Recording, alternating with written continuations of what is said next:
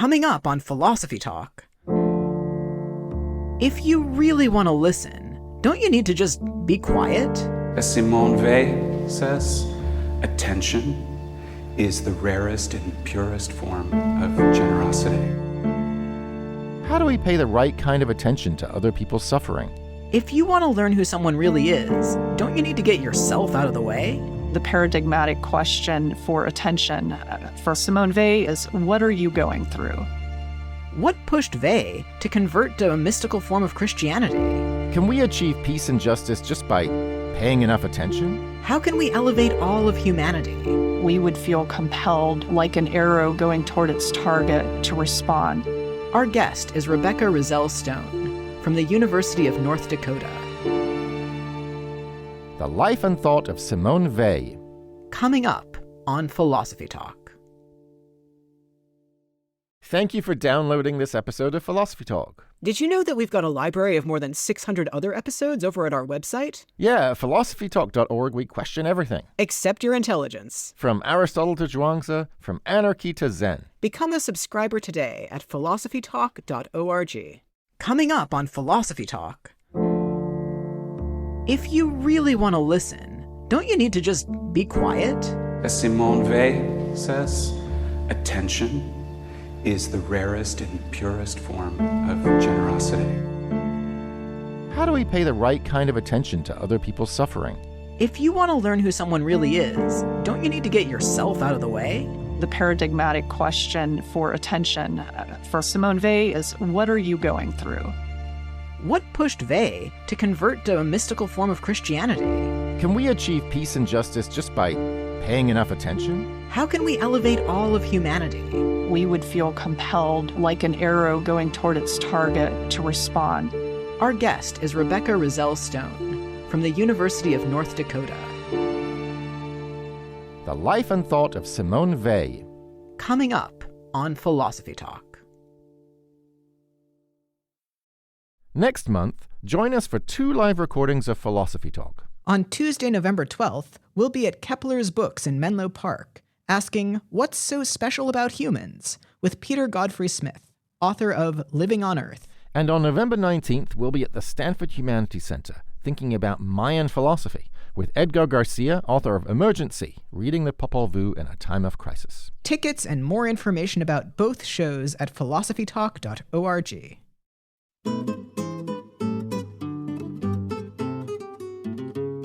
What if we all really listened to each other? Could that put an end to oppression? If you look closely at the world, can you see the face of God? Welcome to Philosophy Talk, the program that questions everything. Except your intelligence. I'm Ray Briggs. And I'm Josh Landy. We're coming to you via the studios of KALW San Francisco Bay Area. Continuing conversations that begin at Philosopher's Corner on the Stanford campus, where Josh teaches philosophy. And at the University of Chicago, where Ray teaches philosophy. Today, it's the next episode in our Wise Women series, generously sponsored by a grant from the National Endowment for the Humanities. We're thinking about the life and thought of Simone Weil. Simone Weil, she's so interesting. She's a 20th century French philosopher who was born Jewish, but ended up converting to Christianity. And she had some pretty strong philosophical views, but she often walked the walk as well. Like for 6 months, she left her cushy teaching job and went to work in a factory just to find out what it was like. That sounds cool, but how does that work? I get that working in a factory would tell you something about what it's like for the workers, but if you can just go back to your teaching job at any moment, isn't your experience kind of different from the people who have to do it forever? Well, that's a good point. And Weil herself didn't think that it was enough just to look at things or form abstract beliefs about them. She thought you also need to pay attention to people. You have to set aside all your own desires and projects and likes and dislikes and let your entire inner world be taken over by the life of somebody else. Okay, that sounds uplifting and everything, but what if I do that and I just notice the wrong things? So for example, let's say I visit a factory, but the boss only lets the happy employees talk to me and just keeps everybody else in the back room.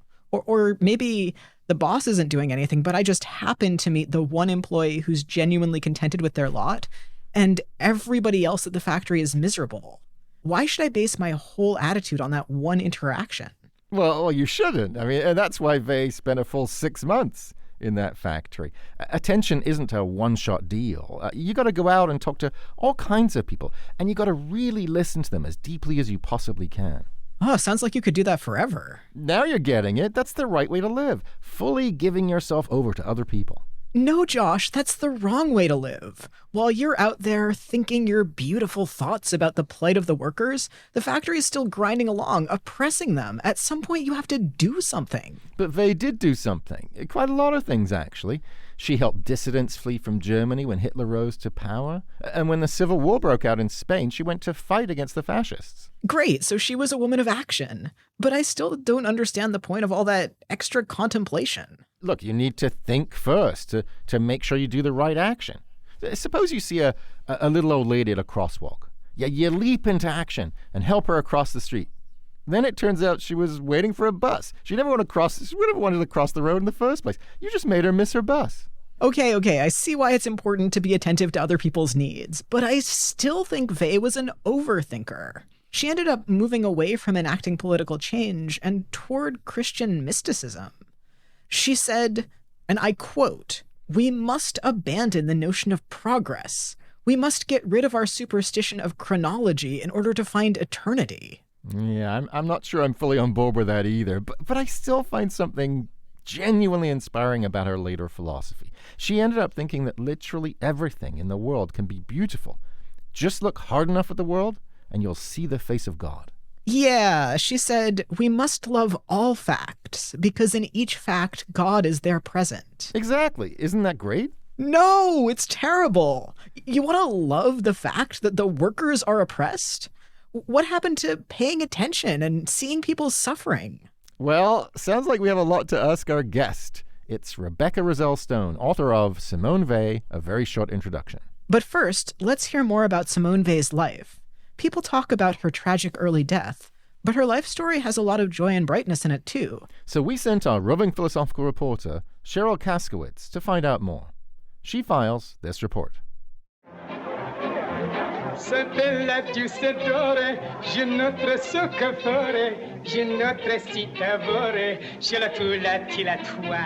We're listening to the Nonsense Song from Charlie Chaplin's 1936 film Modern Times. Those familiar with Simone Weil may wonder what this slapstick comedian is doing here, since both her work and her life are steeped in self-sacrifice and moral seriousness. But Weil liked Chaplin's work. In one of her published letters from 1936, she urged, "If you are in Paris, don't miss the new Chaplin film." Let's back up so we can understand why. Weil was born in 1909 in France, in Paris, to parents Bernard and Selma Weil, who were agnostic, secular Jewish people living in France. Cynthia Wallace is an English professor at St. Thomas More College at the University of Saskatchewan, and author of the new book, The Literary Afterlives of Simone Weil. Her parents were very bourgeois, but they were also really committed to a life of the mind. And so they raised Simone and her brother, Andre, with a great deal of education. Andre Weil was a math prodigy, and he would become a world-renowned mathematician. She and her brother were very close. George Abbott White edited the book Simone Weil, Interpretations of a Life. He had the chance to talk with Andre Weil at Princeton. He's telling the stories about how they would screw around on the subway and have, just really have fun. They would make up languages as they're going along, and then they would say things in this made-up language. And, it's Paris, right? People are like, what is this? But Simone was equally committed to her studies. She went on to gain a degree of education that was unusual for women at the time. She earned the equivalent of a master's degree in philosophy, and then followed one of the few paths available to her, teaching philosophy at girls' schools. But Weil had always wanted to do more. From a very early age, Simone Weil had just a strong ethical drive. She was really interested in people who had less than she did, and in caring for those people. As kids, she and her brother donated their sugar ration to soldiers during World War I. And later, she showed a deep interest in the plight of the working class. She went to fight for the Loyalists in the Spanish Civil War and became active in labor unions in France. Eventually, she went on leave from her teaching jobs to do factory work herself. It was about learning with her body what was happening among the people that she wanted to write political philosophy about.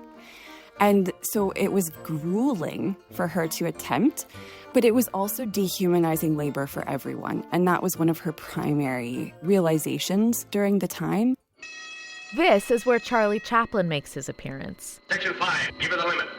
It's the famous scene from Modern Times where he gets swallowed up by a factory machine, down the assembly line and then winding his way through the literal cogs of the machine, that spoke to Wei's experience. She described that scene as, quote, the most perfect and truest symbol of the worker's position in the factory.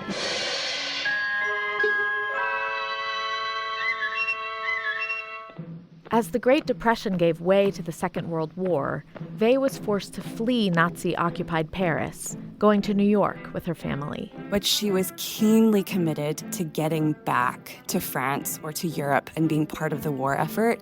And so she spent about the last year of her life in London contributing to the Free French effort, mostly by writing documents. In London, Weil became very sick. While she was in hospital with tuberculosis, the only treatment for TB at the time was rest and kind of hypernutrition.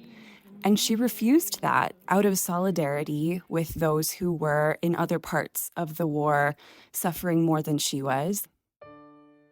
Simone Weil died in London in 1943, just 34 years old. Wallace thinks Weil's life carries important lessons for our own time. She has a kind of tragic vision of the world that I think we kind of need right now. We need people to tell the truth about everything that's wrong. And, Wallace says, we also need people who are as committed as Weil was to the idea that we can do something to make it better. For Philosophy Talk, I'm Cheryl Kaskowitz. Thanks for that really interesting report, Cheryl. Fascinating facts about a fearless philosopher. I'm Josh Landy. With me is my fellow philosopher Ray Briggs, and today we're thinking about the life and thought of Simone Weil. We're joined now by Rebecca Roselle Stone. She's professor of philosophy and ethics at the University of North Dakota and author of many things about Simone Weil, including most recently, Simone Weil, A Very Short Introduction. Rebecca, welcome to Philosophy Talk. Thank you so much. I'm happy to be talking with you all. So, Rebecca, you've written a lot about Simone Weil. What first got you interested in her? Yeah, well, so it was around 2003. I was in grad school taking a class on women and the spirit, and she was one of the authors I studied there. What really grabbed me, though, about her writing was her discussion of this idea of attention. And it was at a time where I was just starting to teach my own class, and I noticed these new technologies were coming out. Students had their own cell phones for the first time. They were logging onto Facebook. And the experience in my class was just very jarring. They were withdrawing into their own worlds. They weren't paying attention to our discussions or even to each other. And I felt like there was something being missed more than just the content of the lectures, that we weren't connecting to one another, or, the sense that there was some kind of empathy being lost. And so I knew I had to dig into this idea of attention a lot more. So, Rebecca, speaking of empathy, Simone Weil came from a wealthy family, but she gave away all of her possessions and devoted herself to the care of others. What was it in her philosophy that led her to do that? Well, she was definitely embarrassed by her own privilege. From reading the biographies about her, we see this from an early age, that she was just trying to give away, her candy to soldiers and, do everything she could for people that she saw as being less fortunate than her. But ultimately, as a more mature thinker, she realized that ideas have to become praxis at some point. There has to be an embodiment of the theories that you are attracted to. Otherwise, it's meaningless. And so when she's studying worker conditions and is horrified by what she's reading, she realizes it's not enough to just study that and write about it, but she takes up work in the factory herself to get a better sense of what that really is and what that feels like. So it makes a lot of sense to see like the world and think, oh, this is bad. This is bad for so many people. How do you get from there to this is a better way that the world could be? And how did Vey get there? So in terms of, she saw that there was so much emphasis on superficial distractions, on material concerns. I mean, even seeing that her coworkers in the factory, I mean, understandably, they were, obsessed with the amount on their paychecks. But even that obsession can sometimes eclipse the more important observations, like there's something systemically wrong here, like Taylorized factory work where there's this obsession with speed. This is dehumanizing people in a whole other way than just, not being able to support oneself fully with the paycheck. So it was about taking those bigger observations, looking at the systems behind the dehumanization and attacking that first, instead of focusing on some of the more, trivial concerns, I guess. So Taylorization is that kind of regulation of behavior, right? That kind of scientific study of how to get the most out of the poor factory workers. So that she's thinking a little bit along Marxian lines, along the lines that Karl Marx laid down for thinking about dehumanization in factories. But she's also thinking about power, if I understand correctly. She seems to have some very interesting ideas about how the world is ruined by power. Can you just say a quick word about that? Yeah, absolutely. A word that she used a lot was force. And, famously, she wrote about this in her commentary on the Iliad. And she says the main character, the protagonist of the Iliad, is force. And for her, force is something that can turn anyone subjected to it into a thing. So someone who wields force is intoxicated by it. Someone who's on the receiving end of force is going to be crushed or annihilated by it. But she ultimately thought no one really possesses force. It's something that is a temptation to all of us. It's a feature of what she called moral gravity. So that there's always this tendency to grab onto power or force. And the problem, of course, is that then there's this unlimited sense of what can I do with this power, with this force? It leads to treating other people like they don't exist, like they're invisible. And, she saw that this is the real crisis. How do we intervene in this temptation to force? You're listening to Philosophy Talk. Today we're thinking about Simone Weil with Rebecca Roselle-Stone from the University of North Dakota. When someone is suffering, do you listen or just turn away? Have you ever wished that someone would really listen to you? When you're in pain, how do you want others to help? Looking, listening, and liberating. Along with your comments and questions when Philosophy Talk continues.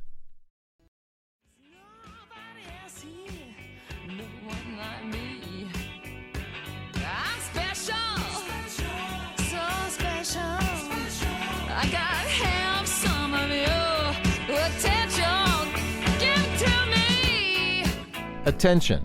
If we gave it to other people, could we make the world a better place? I'm Josh Landy, and this is Philosophy Talk, the program that questions everything. Except your intelligence. I'm Ray Briggs, and we're thinking about early 20th century French philosopher Simone Weil. Our guest is Rebecca Roselle-Stone, author of Simone Weil, A Very Short Introduction. It's the latest episode in our Wise Women series, generously supported by a grant from the National Endowment for the Humanities. You can listen to all the episodes in this series at our website, philosophytalk.org/wisewomen. And while you're there, you can also become a subscriber and mystify your mind in our library of nearly 600 episodes. So, Rebecca, you've been telling us about Weil's concept of force and this idea that no one ever truly possesses it. Can you tell us more about what that means?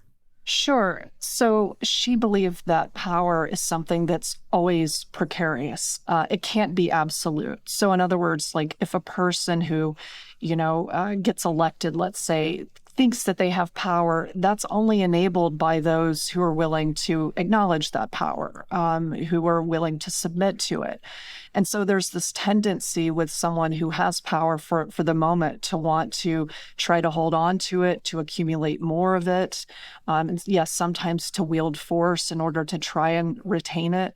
But ultimately, again, it's a precarious thing, which leads to that kind of fear and insecurity of those who are in power. And on the other hand, right, those who are being oppressed also are tempted to want power. And that's why, in some ways, she was critical of Karl Marx and the idea that the proletariat could lead the revolution and free the working classes and bring about, a greater society. She worried that really this would just be a reversal of power, that you would just have a new kind of oppressive class. Right. So she seemed to change her mind kind of through her life on Marxist revolution. Like, I think like she kind of started out in favor of it and ended up really skeptical. If you don't have revolution, like, how do you stick up for the interests of the powerless against the powerful? It's a great question. I mean, she was suspicious of revolution as another kind of opiate, ironically, or another kind of drug that would lull the working classes into a utopic fantasy. But so instead of that, she thought we need to help workers to become more educated, but be able to have more thoughtful lives, to infuse, as she put it, poetry into the workday. And this requires changing the systems of work, changing our values, which is, of course, a much broader task. And for a lot of people, that sounds like revolution. But I think her worry was with positioning revolution as the answer is that it was just too easy to think in terms of grabbing force to accomplish that. Instead, it's changing values from the bottom up. That's one of the things I actually love the most about her theory, this idea that we shouldn't embrace revolution as a thing we're actually striving for. It's just going to be, new bosses, same hierarchy, and the idea of the opium of people. But we should still think about it as a kind of what the philosophers have called a regulative ideal. Think about it. Imagine what it would be like if society were the way that Karl Marx thought it could be after a revolution, and just try to inch your way a little bit close to that. I think that's lovely. The other thing I think is lovely is the thing that you started with, this idea of a kind of loving attention towards other people. So I was wondering if you could say a little bit more about attention, Rebecca. Absolutely. And she did think we should give as much responsibility and positions of, say, leadership to those who are attentive. But yeah, her idea of attention is unique. Basically, for her, it means being receptive to reality. And what that requires, according to her, is bracketing our egos, our tendencies toward illusions and fabrications that might be comforting to us. So any kind of mental or emotional consolations get in the way of really seeing the world for what it is, or other people for who they are. And sometimes that is painful. Oftentimes that's painful, but that's what's needed to be truly responsive to the world as it stands. Ultimately, she thought that attention at its highest leads to, or is what she called a kind of prayer, but it's a kind of compassion that can be shown to anyone we encounter. So I think I'm still a little stuck on this, and maybe related to the idea of prayer as well. So if I'm paying attention to somebody else's suffering, this seems much better than ignoring them. But it doesn't yet feel like a solution to their suffering. And even like letting them have an education, like that's a nice thing to reach for. But like maybe you could be educated and still suffering. Like maybe you could be an adjunct living in your car, and that still seems bad. Like, what exactly is the connection between naming and seeing the bad thing and addressing the bad thing? Exactly. It shouldn't just be a, looking at or spectating on others' misfortunes. That's not what she meant by being attentive. But really, it is first listening. So the paradigmatic question for attention for her is, what are you going through? And so to ask that with all sincerity and to really be open to the answer. And she thought that will guide us to the appropriate kind of action. Like upon hearing, she said that someone needs bread, that they're hungry, the one who is truly attentive won't be able to help themselves, but provide food. And so she thought action would necessarily follow attention, that there's no just standing apart again or spectating at, the miseries of the world, but we would feel compelled like an arrow going toward its target to respond and respond appropriately, but without the kind of projections that usually accompany do-gooding. Where I'm going to be a good charity worker and I'm going to give these people what I think they need. That was a problem, and that requires attention. This might connect to a question we got from a listener, Adrienne in France.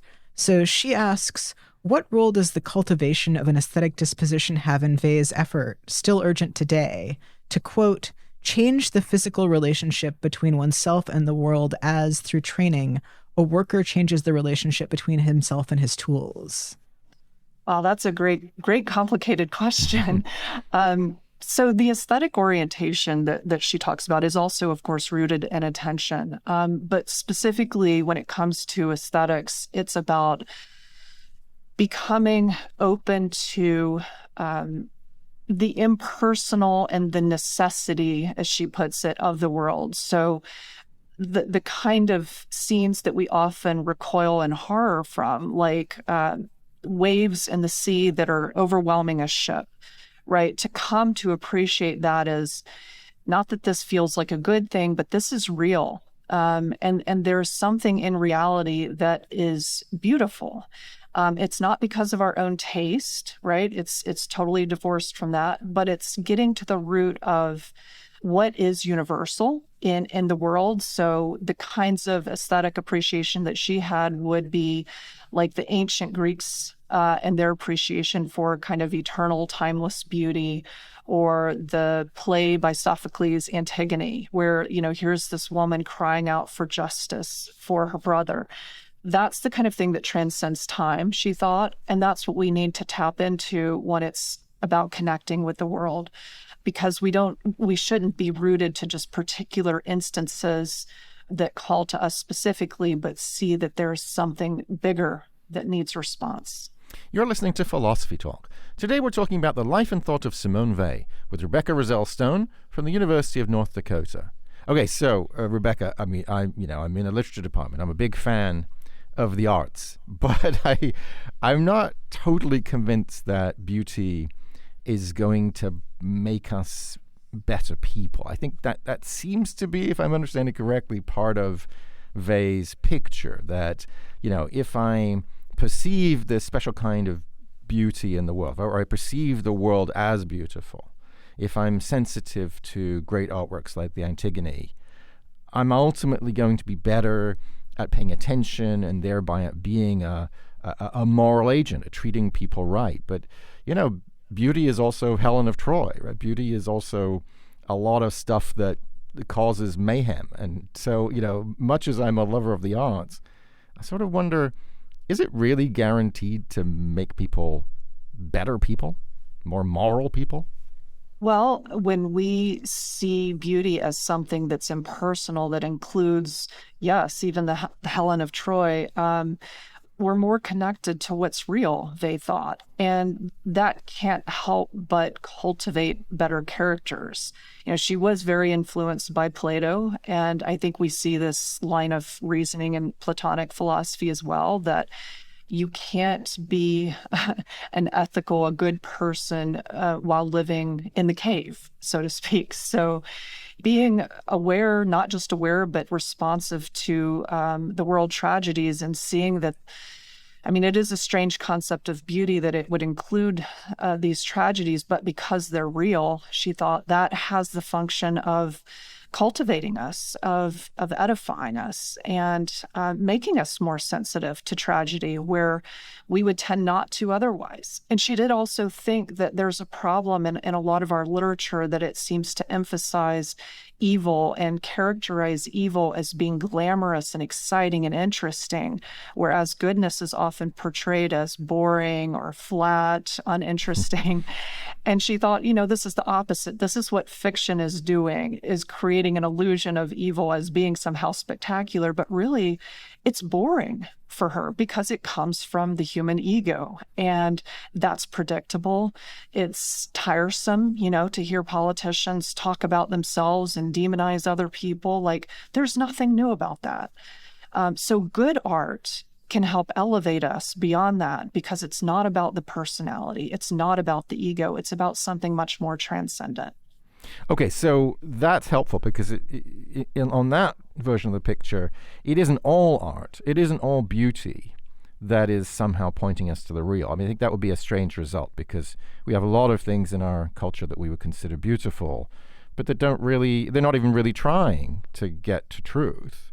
They're doing something else. I mean, in fact, Friedrich Nietzsche thought the whole point of art is to save us from the truth. So, right? But you could have Weil saying, okay, yeah, there's that kind of art, but that's bad art. The good art is the kind of art that points us in the direction of the truth. I think for me, there's still the question that Ray and I were talking about at the beginning, which was, how is it supposed to work that we find everything beautiful, right? This line of Weil's, we must love all facts, because in each fact, God is there present. I mean, do I really have to love, the existence of awful factories and sweatshops and other forms of injustice in the world? So I think when we use love in that way, right, we tend to think of it as having an affection for, and that's not the way in which she meant love.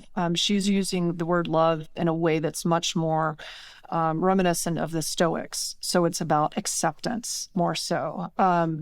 So we may not feel affection for seeing the suffering of others. That would be pathological, sadistic, but it's more about coming to accept and not shy away from. And that's what she meant by love. In the same way that when she says we should love everyone, there are going to be people that we don't like, but we can love them nevertheless, which is to accept their existence as independent entities from us and be responsive to that reality, which, again, we don't necessarily have to like. We might find problems with, but the main thing is to not hide from it. Rebecca, we've got a question from Megalogica on Blue Sky, who asks, I would like to know more about Simone Weil's conversations with her brother about science and mathematics. I have not read a lot about her conversations with her brother. That's an interesting and really unexplored area, I think, of her philosophy, and not a whole lot's been written on that, at least not in my studies. I do know that she felt really insecure next to her brother's intelligence. She, in fact, had a lot of perhaps personal difficulties and a sense of inferiority growing up because he was already being regarded as this mathematical genius, whereas she was treated as, the girl. And so she was expected to be pretty and abide by French society and its norms of femininity. But I think her relationship with her brother really was one of the things that motivated her to transcend any concerns with that kind of feminine expectation. And she was proud that her mother called her Simon, my other son. So there was that kind of interesting dynamic between the two siblings. But as far as her conversations and what they talked about with mathematics, I can't really comment on that. Rebecca, I want to ask about Weil's belief in God, which seems kind of for her bound up in her idea of radical acceptance, if I can call it that, and her idea of attention and love. If you don't believe in God, can you still sign on to her philosophical picture, or is God central to the whole thing?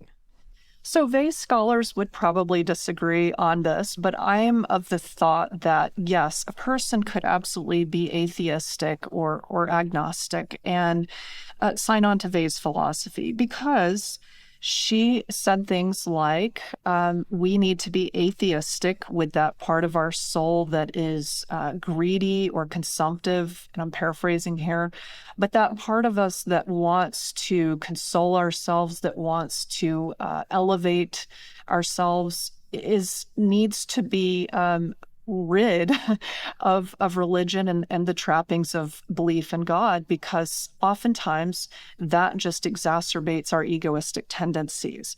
So she said, for instance, that we frequently invent gods who smile on us, right? Is there a person out there who believes in God who doesn't think that in some ways they're doing what God wants?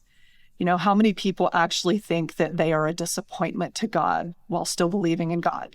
So she saw that was the tendency.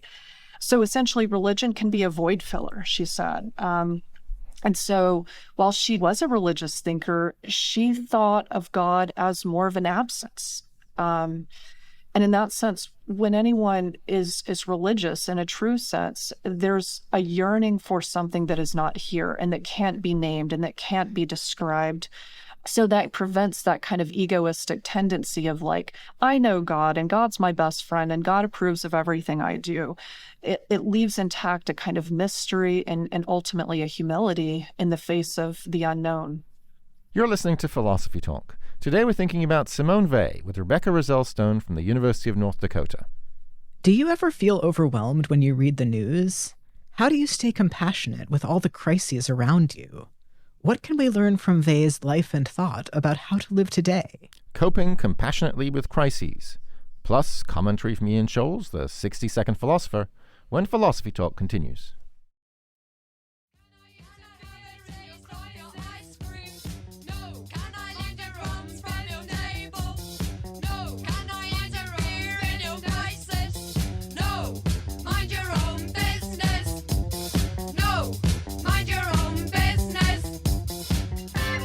Should we try to interfere with a world in crisis, or just mind our own business? I'm Josh Landy, and this is Philosophy Talk, the program that questions everything. Accept your intelligence. I'm Ray Briggs. Our guest is Rebecca Roselle Stone from the University of North Dakota, and we're thinking about the life and thought of Simone Weil. It's part of our Wise Women series, supported by a grant from the National Endowment for the Humanities. So, Rebecca, before the break, we were talking about Simone Weil's perspective on God. And, it's I know that some of us read some of the things she says, like only what comes from heaven can make a real impress on earth, and think, well, I don't know if I totally buy that. But your point is that she has a somewhat non-standard picture, right? So she starts out, at least culturally Jewish, but then ends up essentially Christian, but a particular kind of Christianity, where, if I understand correctly, she even has a rather unusual view about the resurrection. Can you say something about that? Yeah, sure. This is unexpected probably for many Christians to hear, but Simone Weil thought that, it's a shame in a sense that the resurrection happened after Christ's crucifixion, because it allowed this sort of entry of a good ending to the story, that the story for her was much more important. So the idea of sitting with pain, sitting with the suffering of the world, and Christ being the perfect emblem of that for her was the important thing about Christianity, right? This is finally a God who has eschewed power and force and dominion, and has taken on the suffering of the world. And so that was the important lesson. And she, I think, worried about how the resurrection could then be taken as, well, see, it's all good now, and, everything will end up great, and we just need to, jump to the end, as opposed to like, life is often suffering. And she was influenced on that note by Buddhism and other Eastern philosophies. And so, being able to appreciate that process of suffering with the world was critical for her. I'm happy to hear you say that, because I kind of got that flavor from her, a little bit of a hint of Buddhism in there, this idea that if we can sort of rid ourselves of self, if we can evacuate our desires and beliefs and projects and everything else, then we can achieve genuine compassion. We can sort of let the world in and understand ourselves as part of a greater totality. And I kind of love that, but there's also a part of her picture around this kind of thing that, I don't know, it strikes me as perhaps just slightly bleak in terms of her vision of the world. And the quote that always stands out to me is a thing she said in her notebooks about love. She said, I want the person I love to love me, but if he's totally devoted to me, he doesn't exist any longer, and I cease to love him. But as long as he's not totally devoted to me, he doesn't love me enough. And that sounds awful, but it doesn't sound like my experience of love. For me, I feel like if the person loves me, that's a reason to love them more, not to love them less. And so it's stuff like that. I don't know, Josh. I don't know. Like, somebody totally devoted to me, that sounds terrifying. No, thank you. Let them have their own life. Totally devoted to each other. It's a nice thing. She elsewhere she says desire is evil. So I don't know. I take Ray's point, but isn't there an aspect of this philosophy that, although it's beautiful and powerful and it's really about compassion and love, Isn't there another aspect of it that just seems like it's a little impoverishing of human experience? Well, it could feel that way for sure. I mean, her philosophy is one that requires a lot of not just mental rigor, but I think emotional rigor and strength. It is a very stoic kind of philosophy. It's unsentimental. And yeah, that point about love where, we don't want someone who's completely enamored with or attached to us. She thought that's true because we don't want that kind of constraint on another person. It shouldn't be a kind of slavish adoration. People should be able to retain their independence as persons, as unique beings, and that can be compromised when we attach ourselves too quickly to another person as if they're an absolute, as if they're a god. And she worried about that tendency toward idolization with other persons. So again, here it's that Buddhist sort of part of her philosophy. We need to be detached, even in our loving relationships. There's a kind of healthy detachment that allows the other to be and to exist independently of what we might want them to be. So, Rebecca, you've written about crisis fatigue. What can we learn about that from Simone Weil? Yeah, well, we certainly have a lot of crisis fatigue now, and I think she did too in her time. She saw fatigue as being the other side of attention. So it's inevitable, right? If we're being attentive in the way that she describes to the world, to other people, asking, what are you going through, that there would necessarily be a tiredness and exhaustion on the other side of that as a response. So that's very real. And ultimately, I don't know if she herself is a good model of how we deal with crisis fatigue. After all, she died when she was 34 years of age, right? Arguably from being attentive to her countrymen and countrywomen. But I don't think in our time, self-help approaches are useful either. That would be too self-centered, certainly for her. So we have to acknowledge fatigue. But we also have to acknowledge, as she says, that there needs to be poetry infusing our lives. There need to be festivals for recreation. There need to be the pleasures of Sunday, as she put it. And I think in recognizing those things, it brings about a greater solidarity between people, even if we're still suffering. So actually, I think I'm a little bit confused about the relationship between attention and noticing suffering. So on the one hand, the person who's just endlessly doom scrolling on their phone is in some sense not paying attention, even though they're noticing suffering. And on the other hand, you've suggested, maybe if I just go to a music festival and listen to some beautiful music, even though I know people are still suffering while I do it, maybe I am paying attention. So, is attention mostly about suffering? Or are these just two different things and there's a lot of suffering in the world? How does that work? Well, yeah, doom scrolling would not be attention for her because it's more about spectating, and it can become its own void filler, right? Its own distraction for us from being responsive to the world. Okay, I'm done now. I've looked at the news, put it away.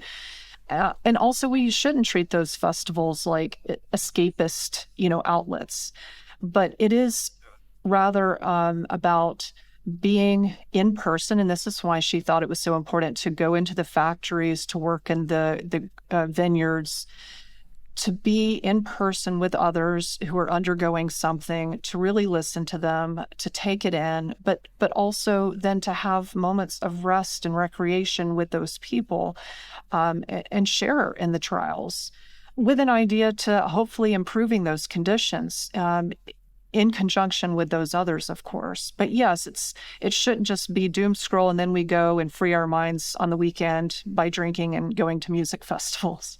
But there's another aspect, right? Wait, so part of it is just becoming drained, exhausted. Part of it, I think, is also just the fact that there are so many different things that one could attend to that have a very reasonable claim on our attention. Right, injustice in working conditions. There's also racism and sexism, and you go down the line. When we talk about crisis fatigue, I think part of that is just that there are too many crises, even for the most sort of attentive person, even for the person who isn't drained to attend to. What would Weil have to tell us about that? I mean, do we pick a cause, or do we try to give a little to a number of causes? How do we respond? Yeah, that's a great question. And I think we have to remember that in our time, we have access to so much more information and know a lot all the time about what's going on around the world than she did in the 1930s. So, maybe that challenge wasn't as exacerbated for her, but she found herself in the situations in which she knew she needed to respond. But I think we could say the same for us, right? The idea is to look at what's happening locally. Maybe we can't address, the war between Israel-Palestine right now, or, what's going on in Ukraine. But what about what's happening in our own neighborhood, the racism there?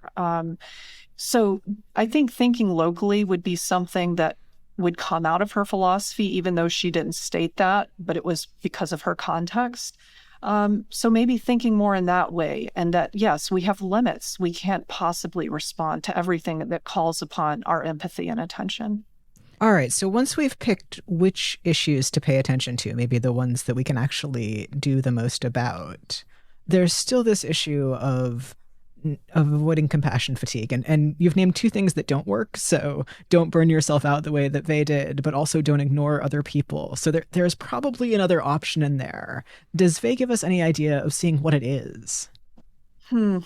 I don't know that she does. This may be a weakness of her philosophy, to be honest. And again, I see that, in her ethical writings, it is so demanding of us that it would be hard for anyone to live that way. And she acknowledged that herself. Only the saints, I think, are really capable. And she didn't think that she herself was capable of being attentive in the way that she described.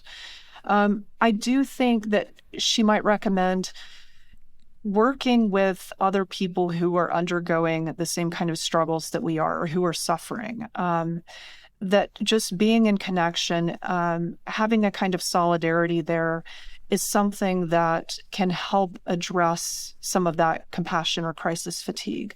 That just even the sense of this is shared. We're not doing this alone, but this is a common issue, or at least common amongst a group of people, can really help revive us, can help inspire us, and help us go on to do good work. Well, Rebecca, it's been lovely sharing this hour with you. It's been genuinely inspiring. Thank you so much for joining us today. Well, thank you so much for the conversation. It's been enlightening for me as well. Our guest has been Rebecca Roselle Stone, Professor of Philosophy and Ethics at the University of North Dakota, and author of Simone Weil, A Very Short Introduction. So, Ray, what are you thinking now? Well, I feel like I haven't got a recipe for how to fix what's broken in the world out of Simone Weil, but maybe she would say that thinking that I should get one is just another manifestation of my ego, and I should probably quiet down and listen and think about it more. Yeah, we're desperate to have the power to solve these problems. But power is just a desperate temptation. We're going to put links to everything we've mentioned today on our website, philosophytalk.org, where you can also become a subscriber and question everything in our library of more than 600 episodes. And don't forget, you can listen to all the episodes in our Wise Women series at our website, philosophytalk.org/wisewomen. Now, pay attention before he's gone. It's Ian Scholes, the 60-second philosopher. Ian Scholes, the ever-radical Simone Weil, moved from Platonism to Marxism to Christianity, hanging on for dear life, such as it was all the while. Poor thing. So the notion of human rights became replaced by the notion of human obligations. The notion of oppression became replaced by the notion of affliction. All of it guided by what she called attention, which was not so much about finding solutions as looking for problems. She was big on work, our Simone, factory work, farm work, leisurely work. She looked at it deeply, and she even worked, though not well. She was clumsy, nearly blind, and pretty much devoid of common sense, near as I can tell, but she wrote very well with astonishing clarity, considering the vastness of her subjects. She was very good with vivid metaphors. For example, a wall separates two prisoners. They talk by knocking. The wall divides them and is also the means of communication. So, with God, every separation is also a link. Now, that's pretty good. She claimed that God is withdrawn from the world because otherwise our imagination would dwell on his existence as the miser dwells on gold, and I guess we wouldn't get anything done. And those chores won't do themselves. As a young student, she was called the categorical imperative in skirts. She was called the Red Virgin. Her first encounter with Christianity as a viable option for her busy brain came when she encountered a mourning procession of Spanish widows, which made her realize Christianity is a religion of slavery. And later, she concluded that the promise of revolution itself is as big an opiate of the people as religion ever was.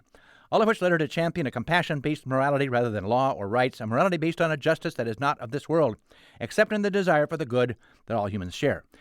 She engaged with some pretty big figures in her short life, arguing with Leon Trotsky, with Simone de Beauvoir. In one of her many attempts to help France during World War II, she wanted to go undercover as a wireless operator. She also wanted to parachute onto a battlefield with white uniformed nurses. Charles de Gaulle called her crazy. After her death, some mighty big guns preserved and were influenced by her writing, though, including Albert Camus, Hannah Arendt, and the great American Catholic writer Flannery O'Connor, whose story The Violent Bear It Away, in title and tone, certainly reflects Ms. Vey's themes of affliction and suffering leading to grace. Grace maybe not grace. Not our call, is it? She knew compassion and suffering, even in her life of relative privilege. At the age of 6, during the First World War, she sent her share of sugar and chocolate to the troops at the front. She nearly died of appendicitis as a girl, suffered from blinding headaches all her life. Later, hearing Gregorian chants brought her some relief, you'll be pleased to know. During the Spanish Civil War, she fired a rifle at an airplane before the weapon was taken from her. Shortly thereafter, she stepped into a pot of boiling oil, severely burning her, and her parents had to come and take her home. As a girl, she wanted to be addressed as a boy, so she'd be taken seriously, I think. And she moved through life in as many different attentive guises as she could, as a factory worker, as a farm worker, as a thinker, as a revolutionary, as a reformer, finally, as some kind of mystic. A central theme in her work was the idea of decreation. Apparently God, in making the universe, had to unmake himself. She wrote, God renounces being everything, and suggested that those created from God's sacrifices should reciprocate. Lose yourself in compassion. Our works are important, not us. In 1943, sick in a British sanitarium with tuberculosis, after a marathon of work in which she wrote 800 pages in 6 days, she took to her bed and would eat no more than what they were eating in occupied France. Her death, aged 34, was ruled a suicide. The coroner wrote, quote, the deceased did kill and slay herself by refusing to eat whilst the balance of her mind was disturbed, unquote. On the other hand, I should note, with the stoical Ms. Vey, Christianity does not promise redemption from suffering, but through suffering. Take that, Karl Marx. I gotta go.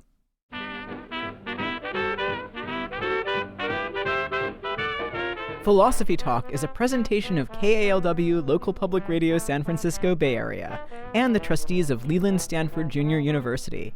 Copyright 2024. Our executive producer is James Cass. The senior producer is Devin Strolovich.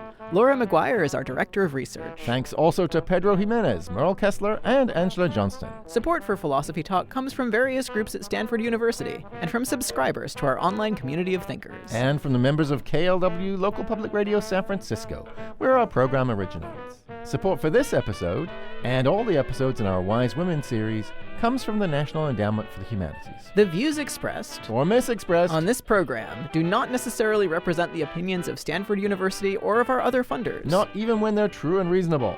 The conversation continues on our website, philosophytalk.org, where you can become a subscriber and explore our library of nearly 600 episodes. I'm Josh Landy. And I'm Ray Briggs. Thank you for listening. And thank you for thinking.